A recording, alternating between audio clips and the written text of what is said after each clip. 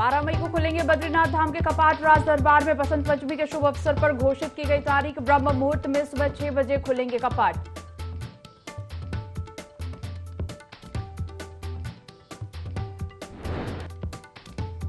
Doon airport phase 2 terminal का CM Dhami और केंद्रीय मंत्री सिंधिया ने किया शुभारंभ। टर्मिनल से यात्री क्षमता बढ़ेगी 10 गुना। वर्तमान में 13 नए एयरपोर्ट का किया जा रहा निर्माण।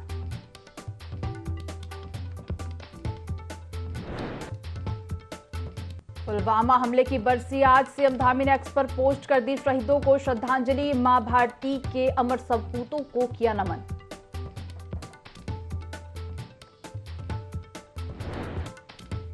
बसंत पंचमी के पर्व पर घाटों पर लगा श्रद्धालुओं का तांता। भक्त लगा रहे आस्था की डुबकी। हर की पौड़ी पर भक्त लगा रहे डुबकी।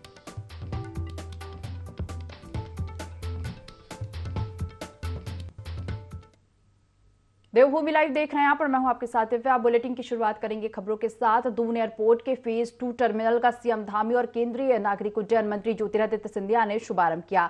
मुख्यमंत्री पुष्कर सिंह धामी ने एयरपोर्ट पहुंचकर और केंद्रीय मंत्री ज्योतिरादित्य सिंधिया ने वर्चुअल जुड़कर टर्मिनल का शुभारंभ किया। इस टर्मिनल के शुरू होने से एयरपोर्ट की यात्री क्षमता पहले के मुकाबले करीब 10 गुना बढ़ जाएगी। सीएम धामी ने कहा कि वर्तमान में 13 हवाई एयरपोर्ट का प्रदेश में निर्माण किया जा रहा है और घरेलू विमान बाजार में अमेरिका और चीन के बाद तीसरे स्थान पर है। पीएम मोदी के नेतृत्व में एक तरफ हम विमानन सेवाओं का आधुनिकीकरण कर रहे हैं, वहीं दूसरी तरफ हम आम आदमी के लिए इन सेवाओं का लाभ उठाना किफायती बना रहे हैं।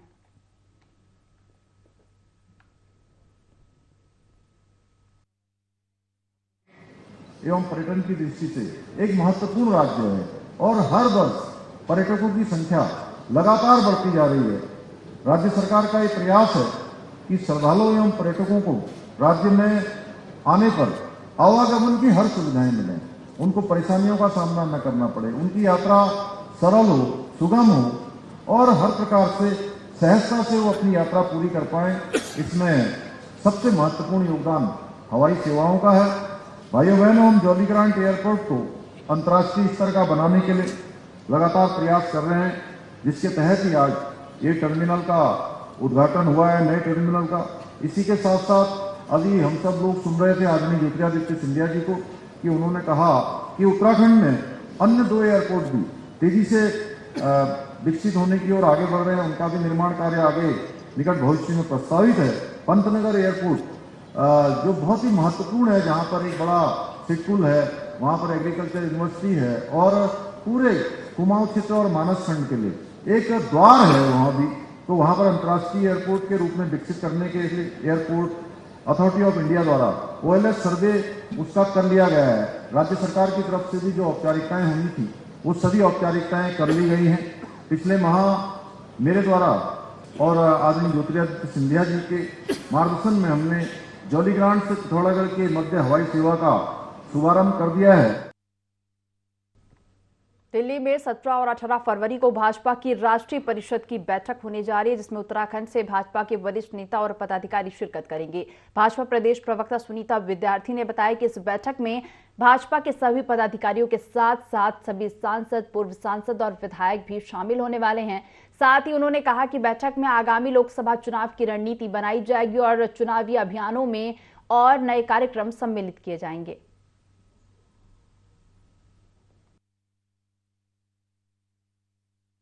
लोकसभा चुनाव के तहत जो है राष्ट्रीय परिषद होने जा रही है और इसमें तमाम हमारे जो पदाधिकारी हैं, कोर कमेटी के हैं, सभी प्रवक्ता लोग, सभी जिलाध्यक्ष जो हैं वो सब इसमें रहने वाले हैं और तमाम आगे की जो रणनीतियां हैं उस पर हम लोग की बैठक रहने वाली है। तो फर्स्ट डे जो परिषद पदाधिकारी हैं वो रहेंगे और उसके बाद हमारा राष्ट्रीय जो शीर्ष नेतृत्व है उनके माध्यम से सभी को मार्गदर्शन मिलने वाला है, किस तरीके से हमें आगे चुनाव में जाना है और क्या क्या कार्य हमारे माध्यम से वहां पे होने हैं।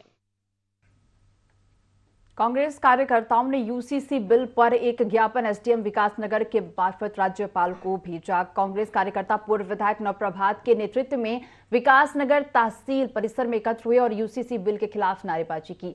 पूर्व मंत्री नवप्रभात ने कहा कि यूसीसी बिल में लिव इन रिलेशनशिप को लेकर जो नए प्रावधान लाए गए हैं इसमें हिंदू समाज को बहुत नुकसान उठाना पड़ सकता है। इस बिल के माध्यम से कोई भी व्यक्ति उत्तराखंड की बेटियों के साथ लिव इन में रहकर 1 साल के अंदर उत्तराखंड का नागरिक बन सकता है, जिससे उत्तराखंड की पूरी संस्कृति नष्ट हो जाएगी।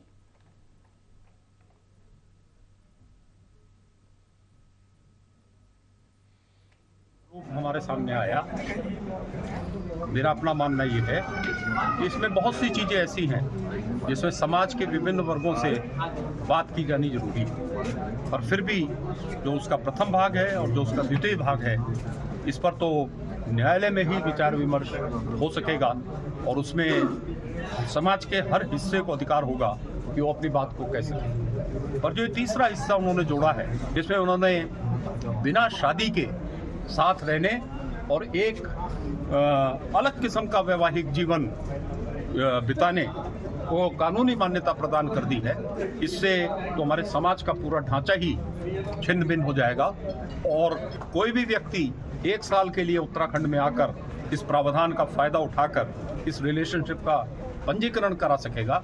उत्तराखंड की पूरी संस्कृति नष्ट हो जाएगी। यूसीसी को लेके कांग्रेस पार्टी के द्वारा माननीय राज्यपाल महोदय को संबोधित एक ज्ञापन हमें दिया गया, जिसे जिलाधिकारी महोदय के माध्यम से प्रेस। भारतीय किसान यूनियन क्रांति के पदाधिकारियों ने राष्ट्रीय अध्यक्ष विकास सिंह सैनी के नेतृत्व में विद्युत वितरण मंडल अधीक्षण अभियंता का बोट क्लब स्थित कार्यालय पर घेराव किया और इस दौरान राष्ट्रीय अध्यक्ष विकास सिंह सैनी ने कहा कि विद्युत विभाग की मनमानी से किसान परेशान हैं। विभाग द्वारा किसानों के ट्यूबवेल और घरेलू कनेक्शन काटे जा रहे हैं, जो चिंता का विषय है। वहीं प्रदेश अध्यक्ष डॉक्टर सुरेंद्र मनेनवाल ने कहा कि विभाग की हठधर्मिता बर्दाश्त नहीं की जाएगी। उन्होंने मांग की कि किसानों के काटे गए कनेक्शन जल्द से जल्द जोड़े जाएं। वहीं बाद धरना स्थल पर पहुंचे एससी अमित कुमार ने 1 महीने के अंदर कनेक्शन जोड़े जाने का आश्वासन दिया, जिसके बाद धरना समाप्त कर दिया गया। किसी भी किसान की फसल का बिजली के कनेक्शन, ट्यूबवेल का कनेक्शन काटने पर अगर किसी की भी फसल का नुकसान हुआ तो इनके हलक में हाथ देकर वो नुकसान पूरा कराया जाएगा, इन कर्मचारियों और अधिकारियों से ही। सीधी बात है हमारी। एससी साहब ने कहा कि हम जो किसान लिखित में हमें दे देगा कि मैं इतने टाइम में बिल जमा कर दूंगा, तो उसका चाहे वो आम उपभोक्ता है, चाहे ट्यूबवेल है, किसान है, उसका कनेक्शन ये काटेंगे नहीं। तो भाई ये किसी भी कीमत पर हम बर्दाश्त नहीं करेंगे। अगर किसी का कनेक्शन काटा या कहीं गांव में ये विजिलेंस छापे मारने का, भाई इतने बड़े बड़े इंडस्ट्रियल एरिया है जहां बिजली का दुरुपयोग है, जहां बिजली की चोरी हो रही। अरे गांव में कोई फैक्ट्री थोड़ा ही लगा रखी, वहां कह के लिए छापे मार रहे भाई तुम है? सरकार की नैतिक जिम्मेदारी है बिजली पानी और वो देना भाई। तो इस तरह से उत्पीड़न बिल्कुल भी यहाँ बर्दाश्त नहीं होने का। किसान जो है आज के टाइम में बहुत उत्पीड़ित है। किसानों की जो स्थिति है, जो आश्वासन दिया है हमारे राष्ट्रीय अध्यक्ष, जो हमारा नेतृत्व यहाँ है, आश्वासन दिया है, हम इंतजार करते हैं। अगर इस पे संवेदनशील तरीके से, अति संवेदनशील तरीके से एससी विभाग, हमारे एससी साहब यदि अमल नहीं करते हैं, यदि सिर्फ खोपली बात कहकर हमें यहाँ से उठाने का कार्य कर रहे हैं, तो हम कहीं गए नहीं हैं। हम दोबारा फिर बड़ी ताकत से और बड़ी लगन से अपने राष्ट्रीय अध्यक्ष जी के नेतृत्व में धरने प्रदर्शन के लिए बाध्य होंगे। यूनियन क्रांति का जो यहाँ अधीक्षण अभियंता के यहाँ घेराव था, उस पर किसी हद तक अध्यक्ष इन्होंने एससी साहब ने जो है हमारी बातें मान ली है और आश्वासन दिया हमें, और अगर ये आश्वासन पर खरे नहीं उतरते तो हम फिर दोबारा आएंगे और ताला। हाल ही में भारत सरकार ने भारत रत्न पुरस्कार की घोषणा की है, जिसमें देश के किसानों के सबसे बड़े नेताओं में से एक चौधरी चरण सिंह को भी भारत रत्न पुरस्कार दिया गया है, जिससे देश के किसान वर्ग में खुशी की लहर है। इस मौके पर भाजपा किसान मोर्चा के जिला अध्यक्ष सत्येंद्र सिंह ने कहा कि चौधरी साहब के लिए इससे बड़ा सम्मान नहीं हो सकता और चौधरी साहब का इस सम्मान पर अधिकार था। वहीं उन्होंने आगे कहा कि प्रधानमंत्री नरेंद्र मोदी ने चौधरी साहब को भारत रत्न देकर देश के लाखों किसानों का सम्मान किया है।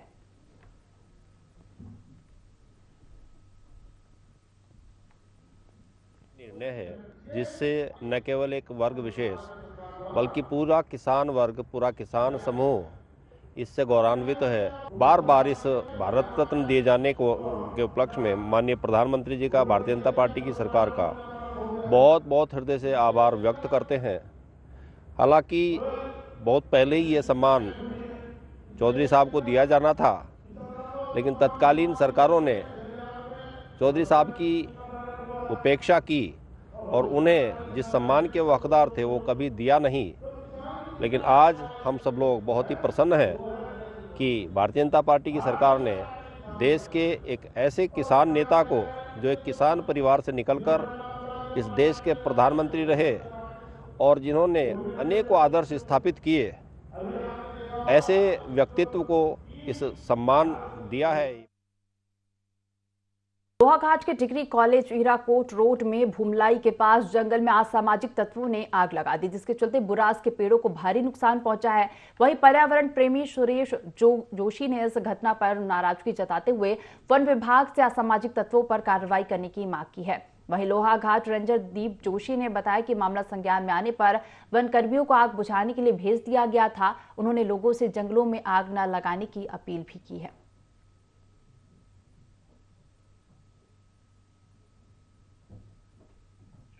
भगवानपुर विधायक ममता राकेश ने सिरचंदी और मोहितपुर में सड़क का उद्घाटन किया और इस दौरान ग्रामीणों ने विधायक का आभार जताते हुए जोरदार स्वागत किया। विधायक ममता राकेश ने कहा कि क्षेत्र के कोने कोने तक विकास पहुंचाया जा रहा है।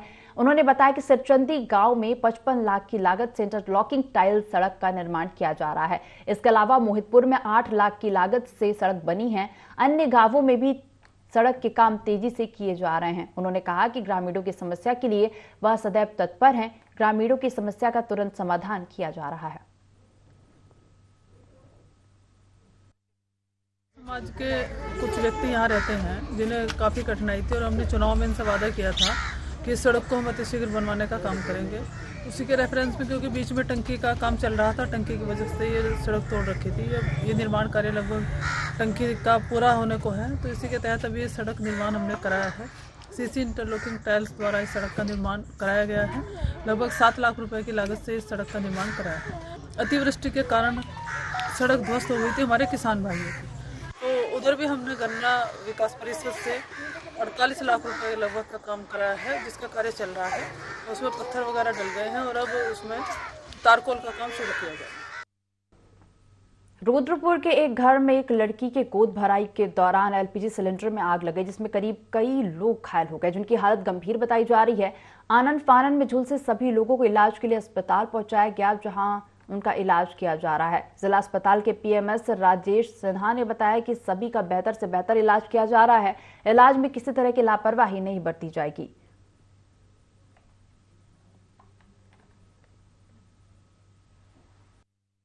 वहीं पे मैं खाना बना रहा था और जो पैप था वो था रबड़ का, उसी में गर्म पड़ गए, वो आगे लग गई उसमें और लगभग 3 बच्चों को बचाया था मैंने। लिहाफ ओढ़ गए ऊपर से और मेरे पापा भी यहीं पे हैं, वो भी जल गए हैं, बच्चे जल गए थे। वो पता नहीं कहाँ पे अभी 3 बच्चे, लगभग 3 बच्चे थे। एक था 4 साल का, एक था 3 साल का। उनका बहुत फेस जल गया, पूरा हाथ जल गया, पूरा गर्म पड़ गए, पैप जल गया था, तो उससे सीधे आग पहुंच गई सिलेंडर में और हमने बंद करने की कोशिश करी, बंद नहीं हुआ। 3 तो पहले आए थे ओपीडी टाइप के और अभी 4 और हैं यहाँ पे अंदर। आगे भी और संभावना है कि कोई आए। और इसमें बर्न है, इसमें जला हुआ है, चेहरे पे है, किसी के हाथ पे है, किसी के पैर पे है। यहाँ पे हम इसकी व्यवस्था पूरी अच्छी तरह से देख रहे हैं। डॉक्टर एंड सर्जन और जितने भी मेडिसिन हैं, इंजेक्टेबल्स हैं या और कोई भी आवश्यकता होगी तो यहाँ पे कोई कमी नहीं है, पर्याप्त है हमारे पास इसके इलाज की सुविधा। अभी तो ऐसा नहीं प्रतीत हो रहा है, लेकिन कुछ जो जैसे एक है लड़की, उसमें थोड़ा शॉक के लक्षण है, थोड़े घबराहट है, तो उनके लिए मैंने बुला लिया है चिकित्सक। बनभूलपुरा हिंसा को लेकर नैनीताल पुलिस की कार्रवाई लगातार जारी है। पुलिस ने 6 दंगाइयों को 2 अवैध तमंचा, 6 जिंदा कारतूस के साथ गिरफ्तार किया है। हल्द्वानी एसएसपी प्रहलाद मीणा ने बताया कि अब तक 36 दंगाइयों को गिरफ्तार किया गया, साथ ही 41 लाइसेंसी हथियारों को भी जब्त किया गया।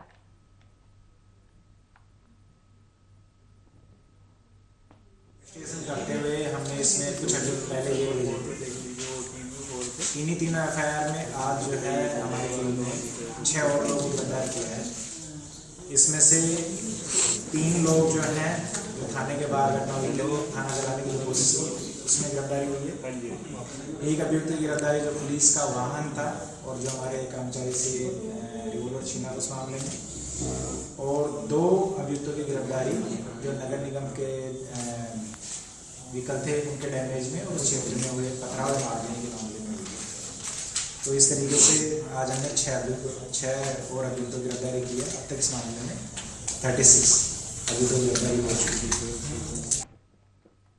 तो बसंत पंचमी के मौके पर लोग पवित्र नदियों में स्नान कर पुण्य अर्जित कर रहे हैं। हरिद्वार में हर की पैड़ी पर भी सुबह 4 बजे से श्रद्धालु गंगा स्नान करने के लिए पहुंच रहे हैं।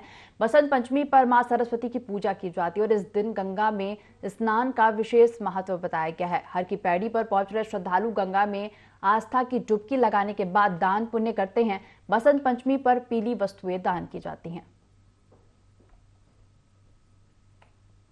माघ बसंत पंचमी है, माँ सरस्वती जी का दिन है, उनकी पूजन आवाहन होती है और माँ गंगा जी में स्नान करने से पितृदोष खत्म हो जाते हैं, सुख शांति का पूजन करते हैं। जो भी व्यक्ति आते हैं माँ गंगा जी का नमन करते हैं और अपनी मुक्ति का आस्था देते हैं। माँ सरस्वती माँ काली के शरीर में से, माँ दुर्गा के शरीर में से जब अवतरित हुई थी तो माघ मास की कृष्ण पक्ष की पंचमी थी से उनके अवतरित होते ही इस धरती पे वसंत छा गया था, इसलिए ही इसको वसंत पंचमी भी कहते हैं।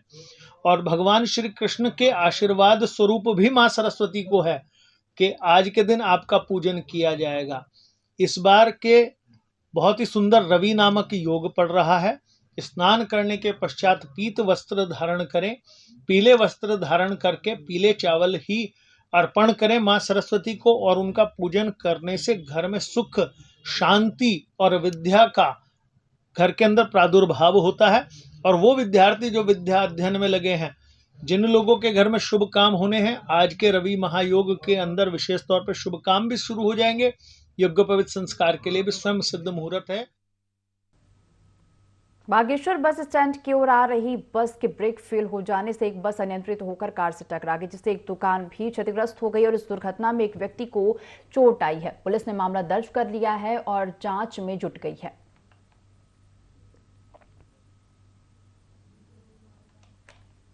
बागेश्वर बस स्टैंड की ओर से आ रही बस के ब्रेक फेल हो जाने से एक बस अनियंत्रित होकर कार से टकरा गई, जिससे एक दुकान भी क्षतिग्रस्त हो गई और इस दुर्घटना में एक व्यक्ति को चोट भी आई है। पुलिस ने मामला दर्ज कर लिया है और जांच में जुट गई है।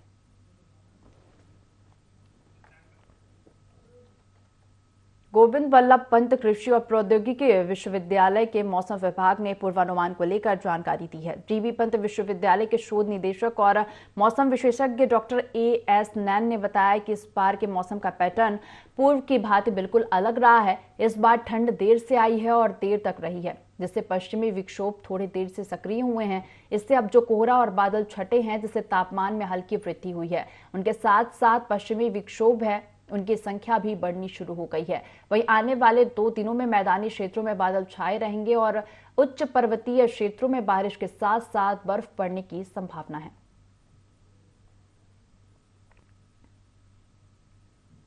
आने वाले दिनों की बात करें तो आने वाले दिनों में, अगले 2 दिनों में, आज और कल में मिला के बादल छाए रहेंगे अगर आप बात करते हैं जो मैदानी क्षेत्र है। लेकिन जब आप पहाड़ की तरफ जाते हैं तो जो उच्च पर्वतीय क्षेत्र हैं वहाँ बारिश के साथ साथ बर्फ़ पड़ने की संभावना है। उसमें मुख्यतः जो आपके हाई हिल्स वाले ज़िले हैं, जैसे चमोली हुआ, पिथौरागढ़ हुआ, तो इसमें बर्फ़ पड़ने की संभावना है। बाकी जो आपके प्लेन रीजन है या मिड हिल्स हैं, वहाँ बादल तो रहेंगे लेकिन कोई बारिश की ऐसी कोई संभावना नहीं। बद्रीनाथ धाम के कपाट खुलने की तारीख का ऐलान हो गया है। बद्रीनाथ धाम के कपाट 12 मई को ब्रह्म मुहूर्त में सुबह 6 बजे खुलेंगे। बसंत पंचमी के अवसर पर नरेंद्र नगर स्थित राज दरबार में कपाट खुलने की तिथि घोषित की गई। बीकेटीसी मीडिया प्रभारी डॉक्टर हरीश गौड़ ने कहा कि बद्रीनाथ धाम के कपाट खोलने की तारीख परंपरागत रूप से राजमहल नरेंद्र नगर में तय हुई। बता दें कि बसंत पंचमी के दिन सुबह धार्मिक समारोह शुरू होने के साथ ही पूजा अर्चना, पंचांग गणना के बाद धाम के कपाट खोलने की तारीख का ऐलान किया गया, जबकि केदारनाथ धाम के कपाट खोलने की तारीख शिवरात्रि के दिन तय की जाएगी।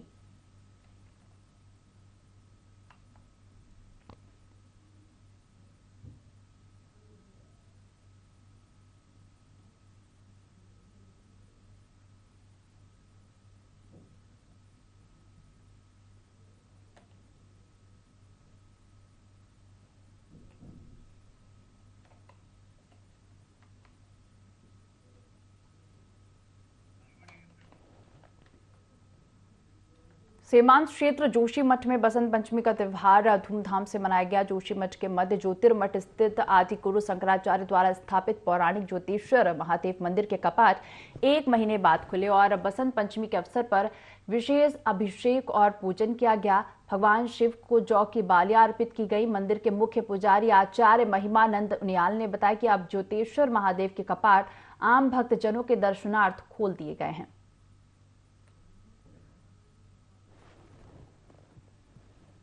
मकर संक्रांति का पर्व है और 1 महीने के उपरांत के बाद भगवान ज्योतिषर महादेव के कपाट खुले। विधि विधान के साथ भगवान का पूजन किया गया और बसंत पंचमी का पर्व जो है इसलिए भी हमारे पूरे उत्तराखंड में मनाया जाता है कि आज के दिन जो होते हैं वो घर घर में जो है जो लगाए जाते हैं, लोग अपने दरवाजे पे लगाए जाते हैं, भगवान को जो चढ़ाए जाते हैं और सभी लोगों को जो वितरित किया जाता है।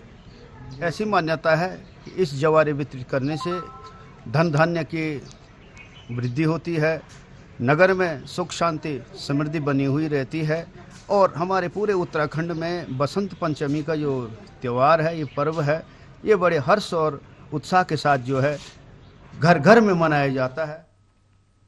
श्रमजीवी पत्रकार यूनियन पचवा 2 इकाई विकास नगर के समस्त पत्रकारों ने हल्द्वानी के बनभूलपुरा में हुए उपद्रव के दौरान कवरेज करने गए पत्रकार साथियों के साथ हुई बर्बरता, हमले और उनके वाहनों को क्षतिग्रस्त किए जाने के संबंध में उप जिलाधिकारी विकास नगर विनोद कुमार के माध्यम से मुख्यमंत्री को ज्ञापन दिया। यूनियन के अध्यक्ष आकाश नेगी ने कहा कि प्रदेश के मुख्यमंत्री घायल पत्रकारों के उपचार और क्षतिग्रस्त वाहनों की क्षतिपूर्ति के लिए तत्काल आर्थिक सहायता प्रदान करें और पत्रकारों को सुरक्षा प्रदान की जाए ताकि भविष्य में पत्रकारों के साथ इस तरह की घटनाएं न हो।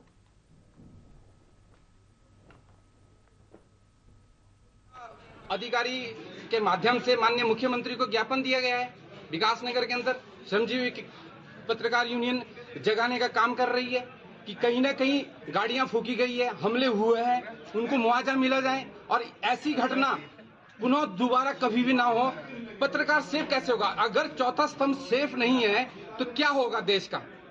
इसलिए हम बार बार यही कह रहे हैं और श्रमजीवी पत्रकार यूनियन हम पीछे नहीं हटेंगे। हम पत्रकारों को हर तरीके से कंधे से कंधा मिला करके साथ क्या देंगे। श्रमजीवी पत्रकार यूनियन विकास नगर के द्वारा एक पत्र हमें दिया गया है जो माननीय मुख्यमंत्री जी को संबोधित है, जिसमें बनभूलपुरा में जो घटना हुई थी उसमें जो पत्रकार बंधु घायल हुए हैं, जिनकी संपत्ति का नुकसान हुआ है, उन्हें उचित मुआवजा देने और जो दोषी थे उनके खिलाफ कड़ी कार्रवाई करने की उनके द्वारा मांग की गई है। ये ज्ञापन माननीय मुख्यमंत्री जी को संबोधित है, जिसे जिलाधिकारी महोदय के माध्यम से माननीय मुख्यमंत्री जी को प्रेषित करेंगे। श्रमजीवी पत्रकार यूनियन पचवा 2 इकाई विकास नगर के समस्त पत्रकारों ने हल्द्वानी के बनभूलपुरा में हुए उपद्रव के दौरान कवरेज करने गए पत्रकार साथियों के साथ हुई बर्बरता, हमले और उनके वाहनों को क्षतिग्रस्त किए जाने के संबंध में उप जिलाधिकारी विकास नगर विनोद कुमार के माध्यम से मुख्यमंत्री को ज्ञापन दिया।